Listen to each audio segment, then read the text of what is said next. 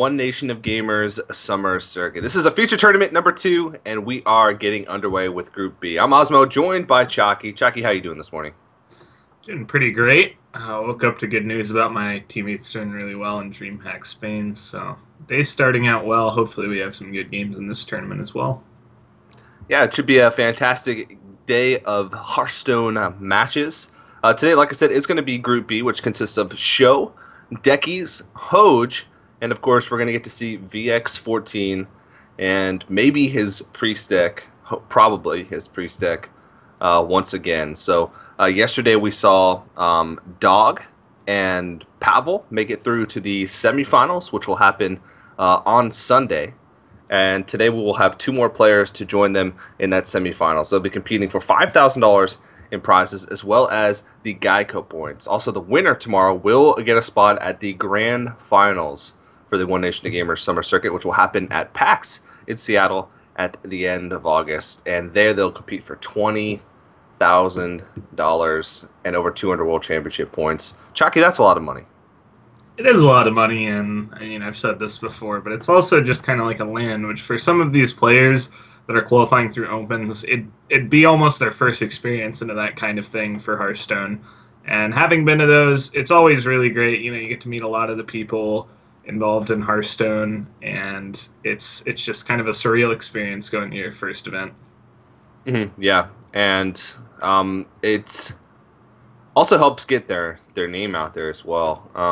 Over the course of the summer circuit, where it's 16 total qualifiers, we've done 8 already, and the finals of every single qualifier is broadcasted, and each 4 qualifiers, so 2 from NA and 2 from EU, lead into these feature tournaments, which are broadcasted again. So every single time you play in an open, you have a chance to win money, and you have a chance to win World Championship points, and you also have a chance to play in the feature. And then when you play in the feature, you have a chance to win more GEICO points, which at the end of the season, players with the most GEICO points from each region go to the grand finals as well. So it allows you big opportunities for players who are trying to get into the tournament scene to make a name for themselves. And if you guys want to sign up for the Opens, the next Open for NA is actually on the 20th, so in 2 days, and the next Open for EU is on the 22nd, so 2 days following that.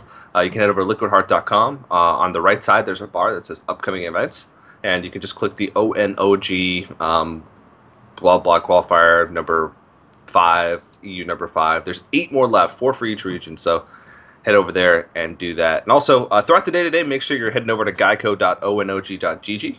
It's the tournament website. GEICO, of course, is the title sponsor for this event. They're the people that allow us to give away $60,000 worth of prizes over the course of the summer. So make sure you head over there. There's a giveaway on the front screen right when you get there. So make sure you enter that. You can also get a GEICO quote. You can enter in to win an official TSM PC. And the specs are pretty nuts. It's 10 times better than my computer. So if you guys want to check that out, make sure you head over there. But we're about to jump into the first match between Sjow from Team Liquid and Deckizz. So Chalky, I know you know a lot about Sjow, but did you get to watch Deckizz matches the last time you played? I have never seen Deckizz play, but I'm like reading over some of the notes here, and even though this, you know, is obviously to viewers, to us, kind of an unknown player, says he got number 9 on the NA server in June using the Druid deck he's going to play today, and he's actually number 1 overall in terms of the Hearthstone World Championship points for Oceanic, Australia, New Zealand, that region. And that's a pretty big deal because the way the regionals are going to work this year, the top 8 from each region actually kind of get seeded in their own thing. Like, for example, for the North American region, 6 North American players advance to the live final and 2 South Americans. So South America, you know, has a pretty big competition, and it's kind of the same with that Oceanic region. Mm-hmm. Yeah, and Deckizz actually took 2nd place in NA qualifier number 2, so he qualified today through points. And VX14 and Sjow is the invited player for Group B. So we'll see how these guys are going to match up. Deckizz claims that he's a great Druid player when he draws Wild Growth, and there it is. There it is. Yeah, I wouldn't have been surprised to see an Innervate Shade there and then going with the Wild Growth on turn 2. I guess he values saving the innervate and just wants to kind of ramp out the shade. But since it Yeah. is Zoo, I think the innervate shade play would have been a little bit stronger. He's a little susceptible if Sjow can pick up a 1-drop next turn unless he innervates out this Wrath. Looks like he's going to go for the most powerful play, then just innervate out the Druid Claw in Taunt. Hmm. And we talked a bit about Deckizz. I'm sure a lot of people are very familiar with Sjow, of course. He plays for Team Liquid, been in a lot of tournaments, really shown his worth, not only in tournaments but on ladder. He did really well in Europe last season. Don't think he quite ended number 1, but he was in the top 3, I'm pretty sure. Yeah. So, very great player on ladder. Does really well in tournaments as well. And he does that every season. There's multiple points in seasons where he holds top 10 on both NA and EU simultaneously. So, really solid ladder player. Yeah, and he's not very happy to see the keeper here. I mean, it feels like Deckizz really got a really insane start, and now he's just kind of seized control of the board entirely. The Void Collar hopefully can do some work for Sjow to kind of bring him back into this game. It's one of the more powerful options you can have. Yeah. And Defender especially with Vargas, double Doomguard. yeah, and Defender Vargas is actually a pretty nice pickup here. He can guaranteed summon a Doomguard, could even Abusive Sergeant it and Defender Vargas 2 targets, and get through the other taunt with ease and put out a Doomguard. So, I mean, I think Deckizz is going to have answers to this for a while to come with stuff like Force of Nature and Wrath in his hand, but the Warlock has kind of an advantage. If you just trade card for card, eventually you will outcard them due to your hero power and also due to the fact that Druid uses up cards just to gain mana advantage, so, you know, they're kind of wasting cards for that Wild Growth and Innervate just to gain the tempo. So if you can take that tempo back, you'll also be ahead on cards, as Sjow is right now. Surprised he chose not to use the Abusive Sergeant there for the double Defender Vargas target. I guess he was realizing that maybe by doing that, he just gives the keeper a free target to trade into. Yeah. Or plays into swipe a lot. Yeah, I think that was the main thing he was thinking of there is it doesn't really do anything, so maybe he can use it later to actually get value out of the Battle Cry. The Battle Cry would be would do nothing that turn, and basically it'd just be a 3-2 that, like you said, the keeper would trade into for free. So, now he knows he can't swipe, so it's pretty much he has to hero power it and use that extra mana to do that, or trade the keeper in. So it gets a little more use this time around. Well, also the fact that he top decked Dr. Boom, I think he's just thinking, okay, my turn 7's filled, and then I have to draw 2 cards, and I have to play those 2 cards for 3 mana with the Doomguard, or else they just get discarded. So might as well get this out now. It's kind of the opposite of what he was thinking the turn before, where he was valuing cards. But now that you know your mana is going to be used up, you know you have a Doomguard, might as well throw out things while you can. But a big game hunter off the top for Deckizz. He is getting runner off the top. Like, wow. He got keeper off the top, and then a turn 5 play off the top with Druid of the Claw. He can clear this board. Yeah, it's pretty sick. And it's crazy that Sjow is actually getting all of his hard hitters early on. He's got both Doomguards, Loatheb, and Dr. Boom. That's like most of the top half of his deck, all in his first like 10 cards. The only thing we're missing is like a Sea Giant if he runs it, which is going to be pretty hard to play as this game goes on. As he gets more mana, it's going to be like the only thing that he plays because he's pretty much going to be emptying his hand most turns. Yeah, I think without that big game hunter, Sjow would be in a really nice spot, but it is a card you do have to basically expect when you play a card like Dr. Boom as your only big game hunter target in this Warlock deck. So, I mean, barring anything like a Sea Giant, it's just a card that you know your opponent's going to have it some percentage of the time, and this was that time. So a little unfortunate, but now Deckizz is actually on a Savage Lord draw to win the game. Nope. Sylvanas is still actually a really good card to have when you're faced up against a Void Caller.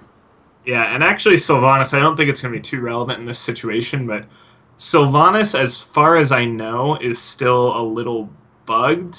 It's actually not relevant in this situation whatsoever, but if you play a Void Caller after Sylvanas, intuitively, with the new Death Rattle rules, you would think the Death Rattle would go off after Sylvanas and they wouldn't be able to steal whatever comes from your hand. That's actually not how it works. It will take what comes out of your Void Caller. It's cost Hmm. me a few games. Poor But Jackie.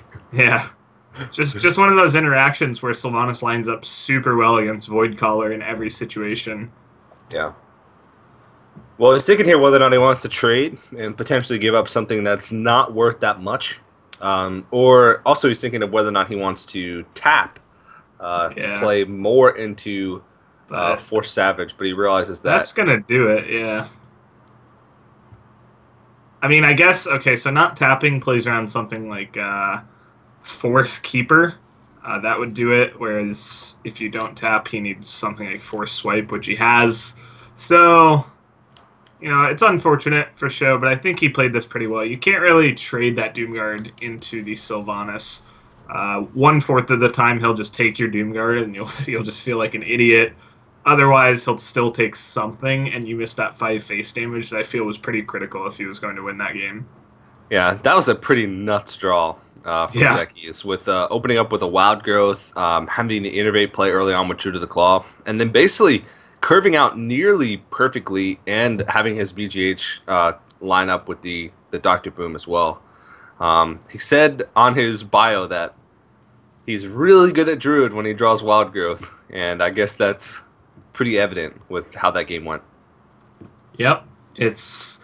It's one of those decks where, I mean, kind of like the road game we saw yesterday. If you want to show someone why, like the pros of playing Druid, that's a game for it. It's like Yeah, when the perfect stuff happens, you just can't lose. Like you get all the right answers. You're ahead on tempo. You can even outpace a deck like Zoo with a Void Color draw. So worked yeah. out really well for Deckizz there. I mean, he's obviously very experienced with Druid. It's fortunate that he drew Wild Growth, and he basically just kind of knew how to play it out from there. And with Deckizz, it's pretty interesting because Deckizz, he doesn't have many cards. He plays the classes that he plays because he sort of has to. Because those are the cards that he has, and those are the cards that he gained. He said like Trump's free to play series helped him out a lot. Um, wants to play Handlock but doesn't have the cards for it. So you look at this Yeah. lineup and you think, oh, Druid, Paladin, Shaman. Like, what hmm world does this guy live in? But it works for him. It's a similar deck lineup to what he used in his Open, where he took second to gain him the points that he needed to qualify for today. Yep. So yeah, I mean, it looks like his favorite deck. He says is mid-range Shaman. I think we saw he did have Shaman in his lineup, Yep. running a pretty unconventional lineup. I mean, if you look at what he just has 3 mid-range decks that really players don't consider that powerful. He has Paladin, Shaman, and Druid. And going back to like some of these new team leagues, those tend to be the decks that it's like you feel bad that you have to play. People are struggling with the decision of which deck do we bring out of those 3 as our worst deck. Whereas Yeah. Deckizz, in a conquest tournament, just single player, decides these are his 3 best decks. Like it's pretty nuts how different players can really make different decks work, and it just kind of goes back to his play style. And if you play well enough, generally, you can kind of make anything work. And players like Sjow aren't really expecting to face this going into tournaments. Hmm. And I mean, it's not going to be the worst matchups in the world for Sjow. hmm Sometimes mid-range Paladin lines up really well against Zoo because they have lots of ways to deal with the early aggression with Muster for Battle and like Owl, Truce Over, Consecration. But this matchup is really tough for the Paladin. Yeah, I think Going up against Patron. this is about the worst deck he could have gotten with the way the classes line up is to get Patron into Paladin.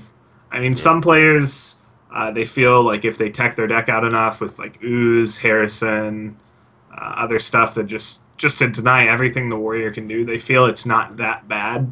But I mean, when you have to dedicate that much of your deck just to shoring up a bad matchup, it's obviously bad in the first place. You're just not applying enough pressure as a hmm Paladin ever in the game because the Warriors' tools line up just so well against everything that Paladins can do. Like Yeah. Whirlwind effects for Muster for Battle, you're never going to get a good Quartermaster off if that's one of your win conditions. They can pretty much clear anything that a Paladin can do and just continue to cycle and cycle and cycle until they finally just draw into enough to kill you. Yeah, The way that Paladin kind of win, as most people see it, is you get off a really nice quartermaster, hopefully on 3 or more Silverhand recruits. And Sjow played around that. I mean, he used up a whirlwind, which you kind of feel bad about doing. But when you know it's against Paladin, which, like you said, can't put on much pressure, and the only way you can see yourself losing is to that quartermaster, you might as well play around it. And Deckizz didn't have it, but if he did, it would have been pretty crippling had Sjow not just thrown out the whirlwind. There are But some things that players have been doing to improve the matchup with mid-range Paladin. Players that really love mid-range Paladin that are trying to be innovative, like putting in an Azure Drake to make Consecration deal 3 to deal with like a board of patrons. It's not the worst card in other matchups because it can still act as cycle. It's a good card to drop on turn 5 regardless. But it is tough to fit in because there are a lot of good 5 drops in Paladin. yep, What did he burn? Fiery Oryx, I believe. Okay. It's not that substantial. Kind of lagged a bit for me on the Skype screen share, but yeah, it looked like Fiery Oryx, not a huge deal. Even some players cutting down to 1 of those in their patron deck because the Death Bite is really the powerful weapon for them. They even run things like Double Slam, you have Unstable Ghoul, just those things that basically serve the same purpose of removing things in the early game. So players have really kind of... Fiery Oryx is pretty crazy to think about. That's generally regarded as one of the most powerful tools that Warrior has, but they're even cutting them. Cutting 1 of them, I should say. Yeah. So, Well, Sjow really respecting the Quartermaster, putting the 4 damage from the Despite into a 1/1 recruit. yeah. Well, now would be the turn that you're really afraid of the Quartermaster, and there's really not much you can do about it. Muster Quartermaster on 8, pretty much no counterplay to that. It all happened instantaneously. So, Sjow had to use up the Whirlwind just to kill off the Sylvanas, which is pretty unfortunate. He can do like double Inner Rage and Battle Rage this turn. Nope, just decides to make 2 patrons. That's pretty interesting. He doesn't have a great way to duplicate these patrons. So it seemed like a little bit of kind of... He has such a situational and awkward hand that he has to make these weird plays. And they really didn't work out that great. It looks like an Owl's just going to kind of bring down this patron, and suddenly the first wave of patrons has been dealt with really easily for Deckizz. Yeah, Show's been through a couple of his Whirlwind effects. He used a Whirlwind straight up, also used a...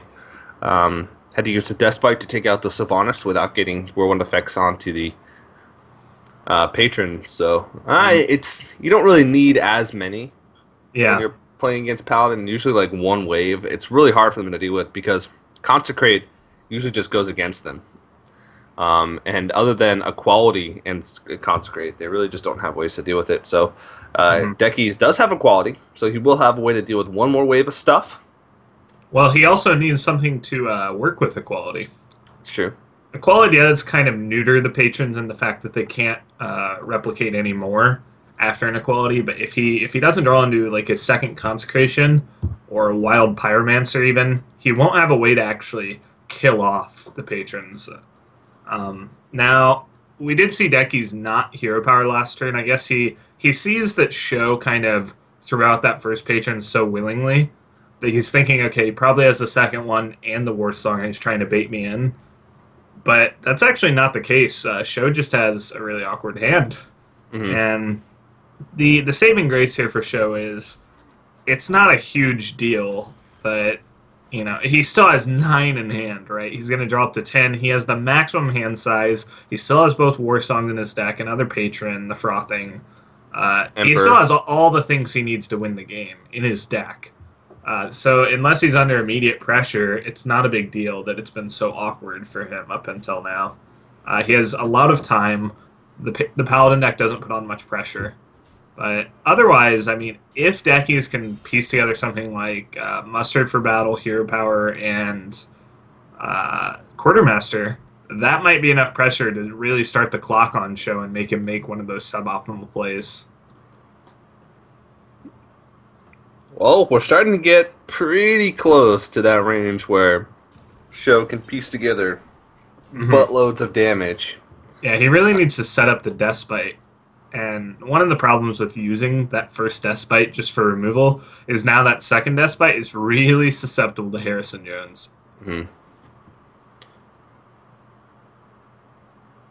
Yeah, you sort of just have to throw it out and pray at this Yep. stage because you can't hold on to it and play greedy around it because the Despite is like your way to set up your win condition. So Deckizz is going to be hoping that he draws into Harrison if he has it in his deck, which I'm sure he does if he's playing mid-range Paladin in this format. And Sjow is just going to hope that he doesn't have it Hmm. for the remainder of the game. Yep. It's going to be tough for Deckizz to really find a way to win this game. I mean, the double armor smith, another thing that really basically the warrior has all of the tools they need to stop aggression. They gain a lot of armor. They shut down all of your options with removal, and they just draw so many cards that. And with a combo that does so much damage, basically the way you have to beat Patron is you have to kill them. You can't really wait it out, or else you will Yeah. die. And Uh, I think this is just death. yeah, it's got to be double frothing with unstable ghoul. Yeah, He can fit in the everything because he has 11 mana. the ghoul was the key card here, but again, even if the ghoul wasn't drawn, I don't see a great way for Deckizz to push through that 26 damage that 26 health Show still has on turn 10. So I didn't Yeah. really do math because I just so much assume this is lethal, but he's going to get a whirlwind on 10 targets twice, so that's Wha- plus 10 on both of the patrons. There's really nothing that can happen. He doesn't need to pop the Shredder and tempt fate, really, with like an Anoyotron. It's So, 11 targets, and he gets the extra damage from uh, the. okay, so he is going to tempt fate and pop the Shredder. I I think an Anoyotron would stop as lethal. So that is a little bit of a misplay, I would say. He could have just ran into the juggler and still had lethal. Or a. He definitely got the lethal, though. You can see from the rope not exploding. Yeah. Ooze. Ooze was a bit late this game. Deckizz would have liked to have drawn. That is. 36 damage casually. Yeah. Still wonder why you really popped that Shredder. Seems completely unnecessary, but Yeah. It's BM. Elaborate BM. Well, Sjow is BM when you're tied up. when you pop the Anoyotron and then your opponent consecrates you next turn and you lose. Yeah. Well, the That'd thing been is, nice. he actually, He actually probably if it was still had if it was a lethal. Noyotron, he could have interraged it, which would have Well, put the frothing issue back up to 18. no, the And issue then would have been the animations though. oh yeah, that's true. That's Yeah, true. he wouldn't have had time. So Yeah. he could have maybe gotten no attacks off. He would actually have been one damage off. I think he would have been at 20 because Interrage on the frothing took it up to 19. So Interrage on the Anoyotron would have only brought it up to Yeah. 17, and The then fact another attack would have been 19. the fact that the juggle hit the armor smith made it a lot worse as well. But hey, I guess like you said, if you don't lose, it's just elaborate BM. Yeah, it's I don't know, a little bit risky, but I guess that's how shows used to just BMing nerds on the ladder. I guess Yeah. so. We are going to jump into game number 3, and it's going to be Show's going to bring out the Hunter this time around, and Deckizz is going to throw out the Paladin once again. So this is a matchup that was really, really popular a few months ago. Soon after GVG, when mid-range Paladin was the thing, Yep. was all the rage. Well, it's generally regarded as good if your opponent has Savannah High main because Aldor lines up so well, and essentially the Hunter deck's a little too slow. But I would assume seeing a Worgen Infiltrator that this is, kind of proud. This is kind of my list catching on with the Worgen Infiltrators, but it's much more of an aggressive one. We could see it just be full out aggro, or it could be the Shredder Lotheb list, which I have really preferred recently. Does really well against Patron Warrior compared to just a full out aggro. Yeah. Yeah, you were the first person to put Worgen Infiltrators in Legendary Series Season 1. Yeah, big throwback. I got to give a little shout out to my teammate Green Sheep. He kind of helped me with that idea in a hotel room. It was just a stupid Whoa! idea, and I was like, "Hey, sounds good." Well, you didn't have to give credit to him because it's impossible for him to watch right now, but Yeah, yeah, I could have good just on taken you. it all. Oh Good on man. you. Well, just gonna develop a snake trap. He knows that no consecration can come out this turn, so this really it seems like it's a freezing trap, but it's not, and it's gonna help him out a lot. Kind of gonna wreck Deckizz here. He gets a lot of damage on the board. Yeah. It's only one more than he had last turn, I guess, but it's distributed in such a way that it's really hard for Deckizz to get rid of it. And this is pretty good for Sjow because he's going to get all his secrets out early on. Hmm. Well, I guess he had to play the first snake trap, right? He played that from hand.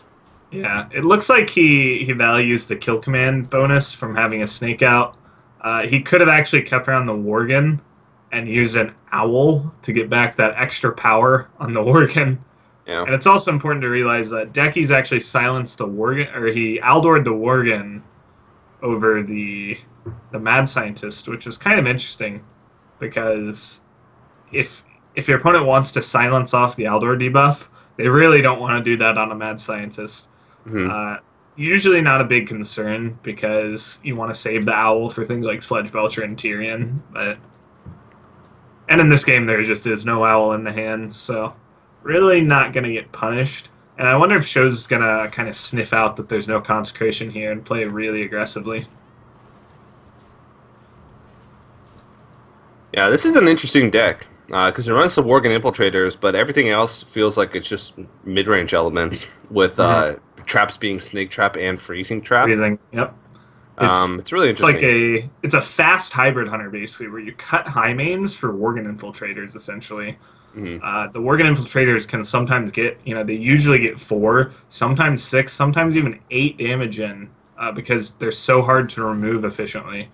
Yeah. But now with the freezing trap gone, I don't think Show's going to feel the need to remove this heal bot. Looks like he is, just to kind of protect that knife juggler. Yeah. Values that quite a bit, and you've seen Sjow really value the hero power in this game. He knows that the Mad Scientist doesn't really do anything now that both of his traps are out.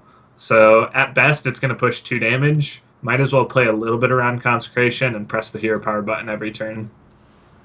He's also really values the quick shot as burn because he's had opportunities to use it and protect some Ooh. creatures on his board. He has a 3rd trap, actually. Wow. That's a little surprising to me, but it comes up big when you end up drawing both Mad Scientist and a trap. Hmm. I think, like mathematically, I don't like playing the 3rd trap because it's a lot weaker when you draw it manually. But if you're going to play 3 traps, I think it makes a lot of sense to play Freezing and Snake instead of Explosive, because Explosive is by far the weakest one to play from hand. Yeah. And Cho realizing that he's probably not going to draw into a beast. It's more likely that he draws into something else. So he's just going to go ahead and cash in on the 3 damage from Kill Command now. That way he opens up opportunities to draw with Quick Shot next turn. Yep. So basically, I mean, Show's pushing. Yeah, I mean, that's going to do it. He's actually 1 off. But 2 and 3. yeah, I think he should attack face with the Juggler first and then Animal Companion. Just to make sure the Juggle going into a bomb doesn't kill off 3 of his own damage. Mm-hmm. If he rolls Leok, this is still lethal unless the Leok gets picked off by a bomb. Or I guess one of the 1/1s getting picked off would do it as well. So I also like this attack because this minimizes... Basically now if he rolls Leok, unless the bomb hits exactly that 1/1... Oh, and that's going to do it with the face juggle. Even if he rolls Misha, he still has a chance to do it. So very well played. So that was perfect sequencing from Sjow. Played that really well, I would say. Maximized his damage at every point in the game, and it paid off as he just hit exact lethal. A turn before I think most people kind of would have found a lethal in that game. But it's always nice. That wasn't really a close game, but just in case it does end up being a close game, better safe than sorry to maximize your damage output. Yep. Any other situation that could have been completely different if one Deckizz had gotten Consecrate earlier in the game, like one draw earlier, would have been a completely different game. So maximizing damage really helped. So Sjow is on match point now. All he has to do is win with this Demon Zoo Warlock that he has. Deckizz still has to find a win with Paladin and Shaman. So it seems like a really tall task for him to climb back in this one. But he said his favorite deck is mid-range Shaman, so you know he's going to have lots of experience with that deck.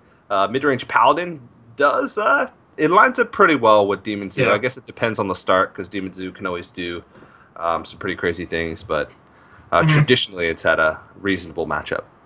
Yeah, mid-range Paladin is probably going to find a decent matchup there.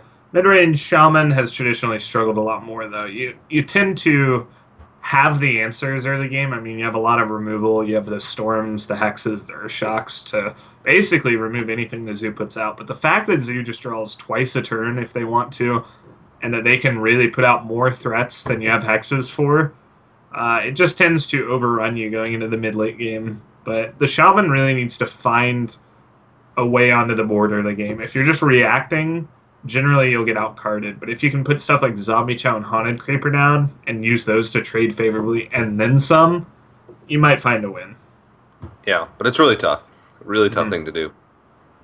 Because a lot of time you're mulliganing for like the removal spells. Like you get a hand with removal and you can't throw it away because then you might not see those removal spells for a long time. But then you don't draw into creatures, and then the situation happens where, like you said, you're just removing but not building, and it just ends badly. Yeah, that's the plight of mid-range Shamans.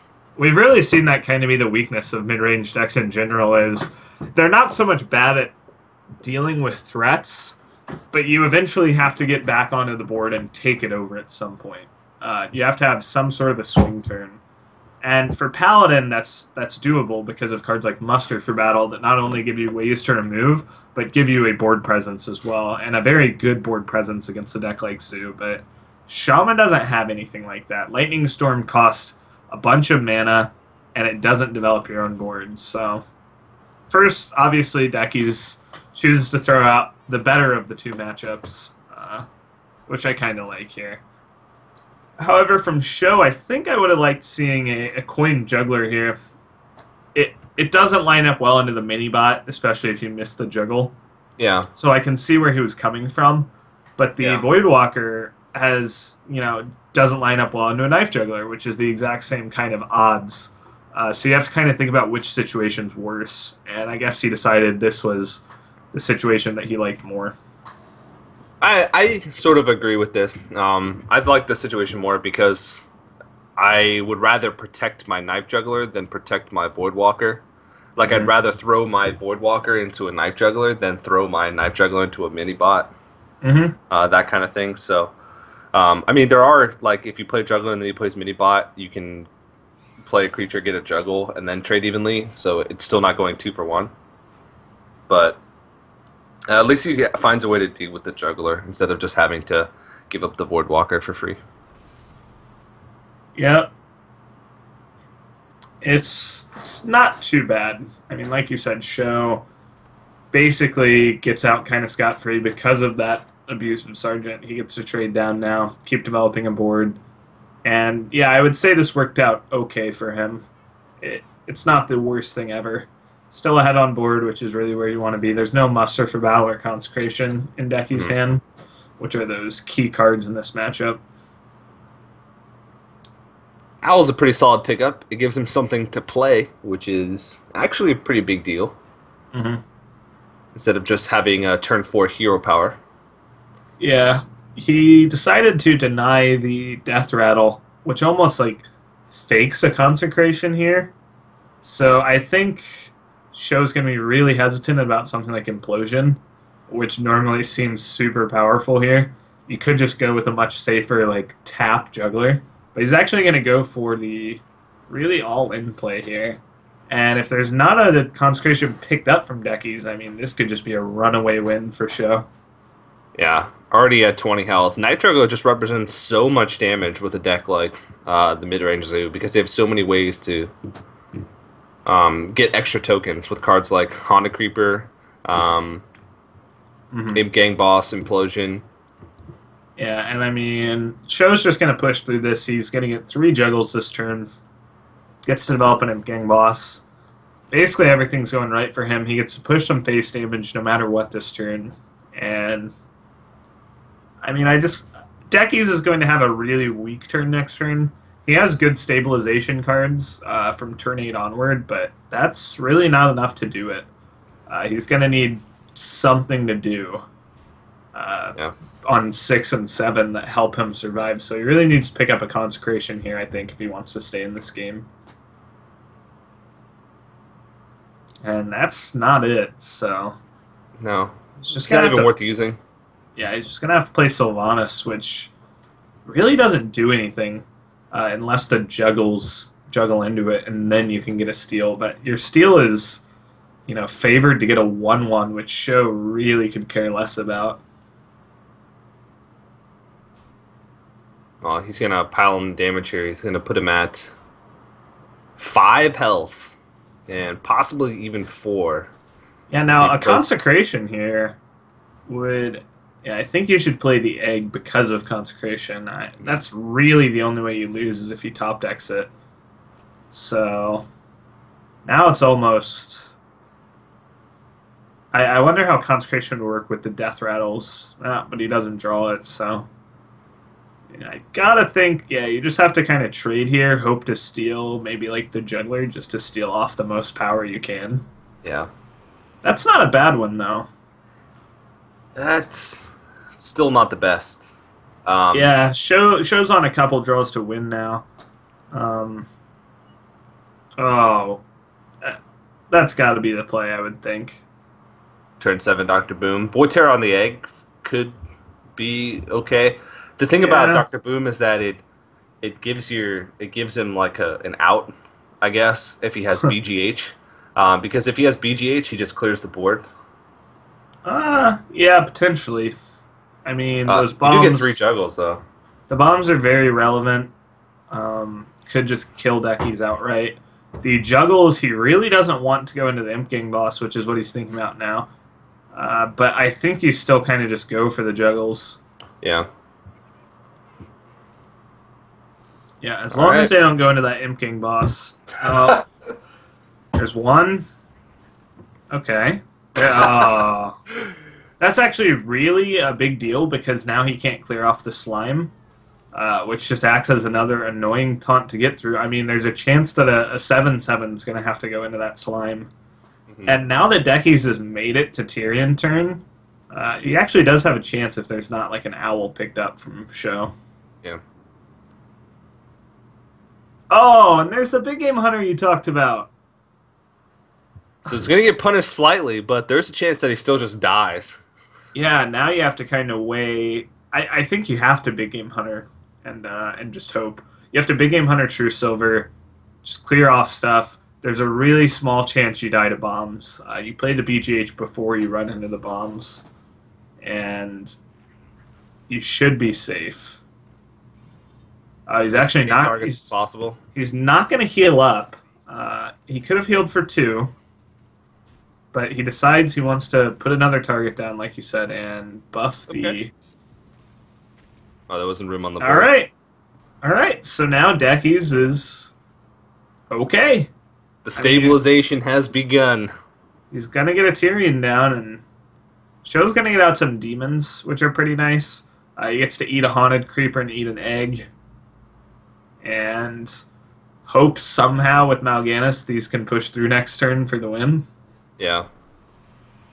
Yeah, that's actually a lot of targets to buff with Mal'Ganis. But a little part of me wants to see him tap there because you need more answers than just Mal'Ganis. He's sort of all in on the Mal'Ganis play at this stage. But I guess he just wants as big a threat on the board as possible.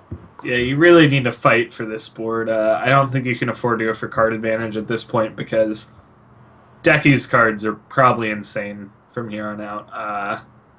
Even just True Silver Healbot puts him up to 15, which is pretty nuts. Yeah, I don't know if Deckizz can really lose now. It's kind of completely flipped. Well, he can if the board is cleared here and all he plays is like Healbot, Hmm. then he can Mal'Ganis. Hope he draws into Owl for Tyrion next turn, and then just hit face. But he still has to Yeah. get through the slime. Yeah, the Mal'Ganis could connect to face. I mean, whether Deckizz puts his face into it or the other way around, Hmm. it's probably going to get to hit somehow, especially if there's an owl drawn. And with a PO, I mean, that's probably his best chances. Just play that Mal'Ganis, hit face with the 1/1, and say, okay, go.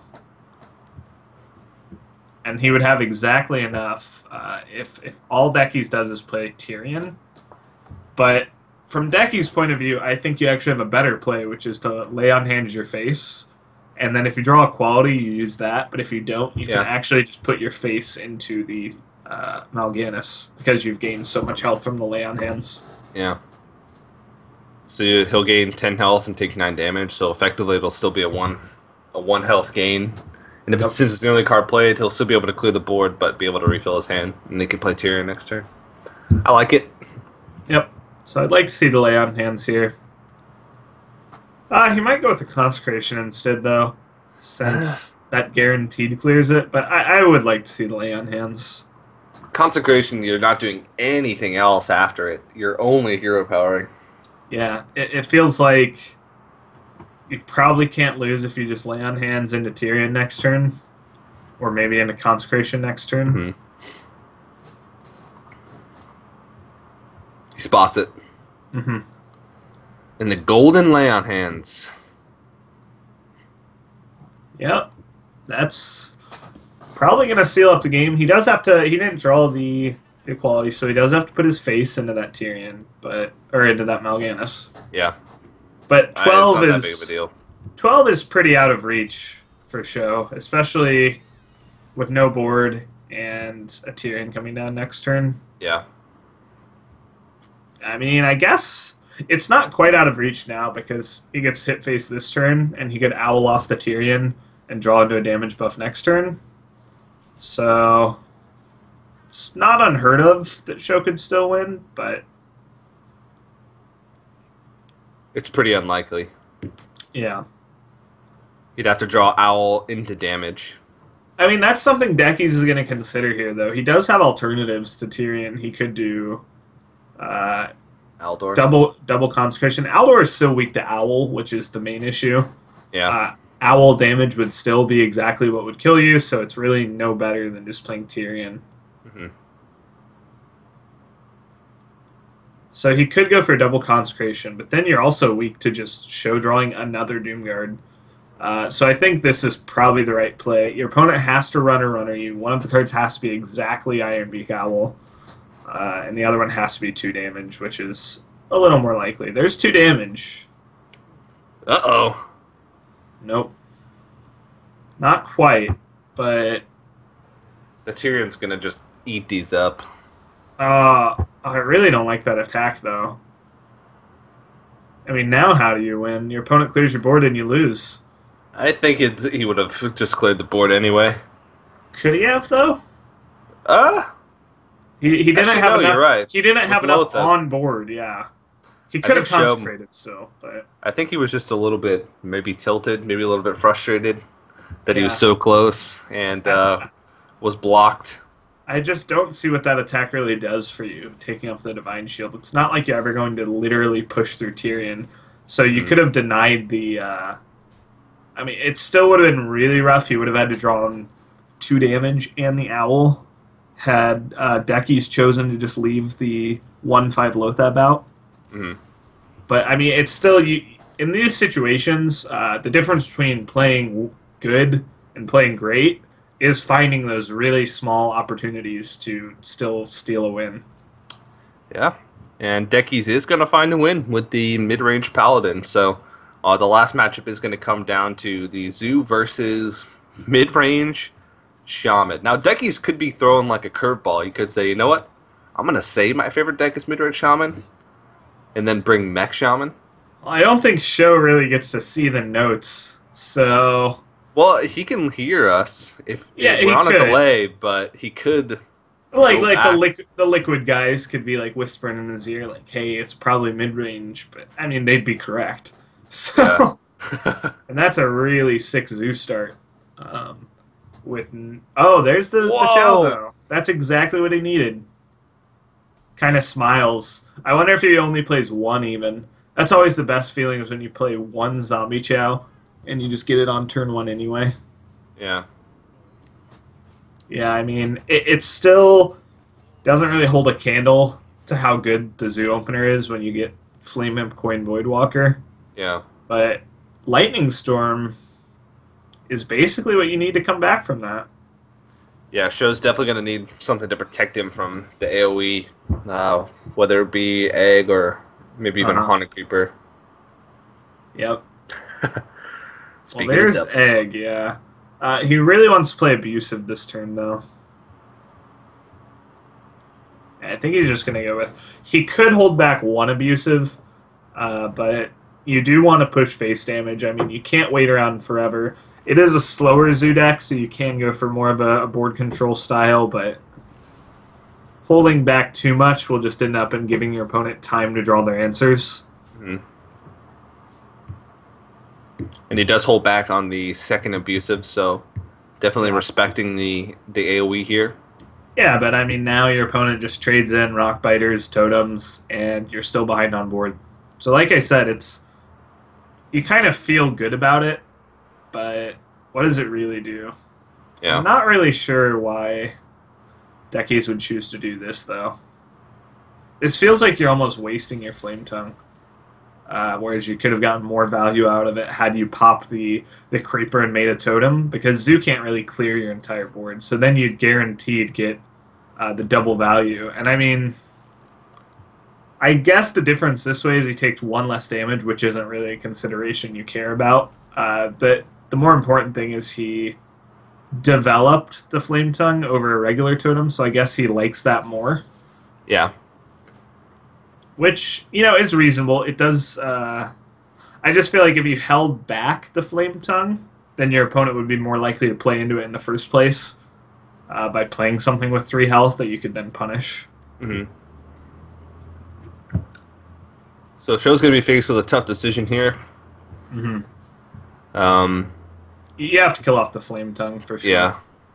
It's kind of bittersweet. You clear off the Yeah. Flame Tongue, but you leave the Mana Tide for another turn, so he's just going to get another card. And that's something that you talked about earlier is one of the advantages of Zoo in this matchup is they can draw 2 cards a turn and usually have card advantage going into the mid game. But right now, it seems like Deckizz is the one who's going to have card advantage going into that mid game.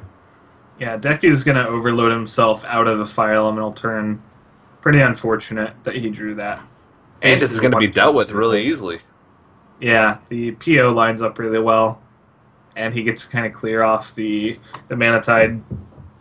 And the Argus is actually a pretty big pickup. So Deckizz has a lot of nice answers, but he will be behind on board once again, which is a little surprising considering how nicely ahead he could have been. Again, kind of goes back to that Flame Tongue. I would have liked to see him just have totemed that turn. Taken 1 extra damage, really not a huge deal at all, and then decides to not clear the 5/6 though.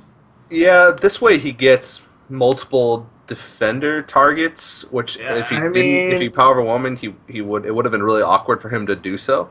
yeah, this is a little weaker to the Storm though. I mean, he does need to roll some 3s here, and he rolled 1, but he missed the other. But it feels like Deckizz is in a spot where if he just sticks evenly with what's going on, he's happy with that. Yeah. Especially, I mean, Mal'Ganis isn't going to do anything for a long while. Even if a Void Color is drawn because of that Hex, it really won't have any effect. And, I mean, the more both players trade evenly, even though Zoo's drawing twice a turn, the card quality from Shaman is higher. So, Once again, he storms out of elemental range again. yeah. He could have stormed again, which wouldn't have been too bad. Guaranteed board clear, you develop another totem, and then you can actually fire elemental the next turn. But I guess he decides he's going to get a better chance later this game. Second Hex isn't really that bad. Looks like Show's considering a Void Terror play, and then later on he'll have a Mal'Ganis. So I mean, both of them are going to find really nice targets at some point this game. Yeah. I think Sjow looks like he might be in a little bit of trouble here because Deckizz Mm-hmm. has great ways to keep himself in the game for the next many turns. Yep. I would favor Deckizz looking at the hands here. I mean, he basically has all the things you'd want when you're trying to beat a zoo deck is your removal, your hexes just in case. He's going to get really great value out of the hex this next turn. Gets to keep the board clear, develop, maybe like a totem if he doesn't draw anything better. And the fire elemental will eventually do some work. I think he'll hold back on that Alec here. It kind of serves the same purpose as Tyrion did last game, which is once you've removed everything and stabilized at a really low health, it serves as a really tough taunt to get through, so it protects you from stuff like Doomguard. Yeah. I think you totem first here. If you get taunt to him, I think you can just play the fire elemental. Yeah, I mean, the only thing that's really weak to is Owl. They just Owl your taunt totem, I guess. But yeah, he could have considered that, but just decides to go with the safer play. I think this is fine, basically, because you look at your hand and you have such high quality of cards. It's really like, how do you lose, especially after this storm? Yeah. Wouldn't even be surprised to see him just fire elemental face just to develop the 6/5. Yeah. And you see a big smile come out of Deckizz. He's like, here we go. Lines up perfectly.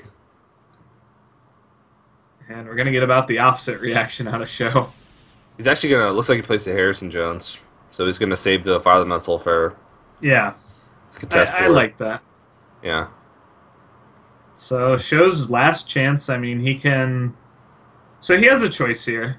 He can go for the implosion first. He knows there's no more storms. If he rolls 4, he's actually in fine shape with the Mal'Ganis coming down. Ooh. 3? It's average. Yeah, but a 4 would have been way different. Mm-hmm. So Deckizz can put him to 4 with Alec here. He could just clear off the board. I mean, with a hex in your back pocket, you don't really feel like anything can beat you if you just keep the board clear. At the same time, you do want to push.